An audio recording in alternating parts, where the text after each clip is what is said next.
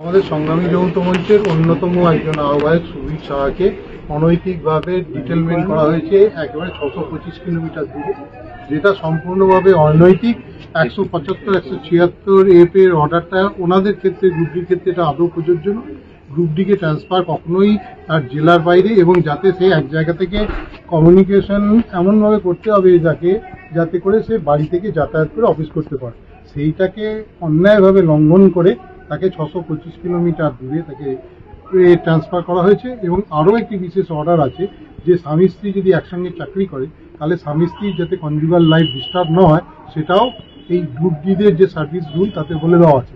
তা সত্ত্বেও সম্পূর্ণ অনৈতিকভাবে তাকে ডিটেলমেন্ট করা হয়েছে, কারণ তিনি আমাদের যে নৈতিক অধিকার, আমাদের যে অধিকারগুলো আছে সেই অধিকারের লড়াইয়াতে ওতপ্রোতভাবে জড়িত আছেন, এটাই হচ্ছে তার অপরাধ।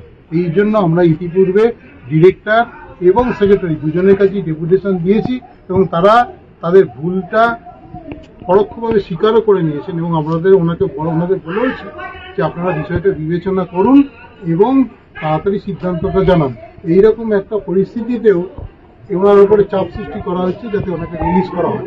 এই পরিস্থিতিতে ওনার যিনি সরাসরি ঊর্ধ্বতন অফিসার তার কাছে আমরা ডেপুটেশন দিতে এবং পরিস্থিতিটা বিশ্লেষণ করতে এসেছি। আশা করি উনি আমাদের সঙ্গে সহযোগিতা করবেন।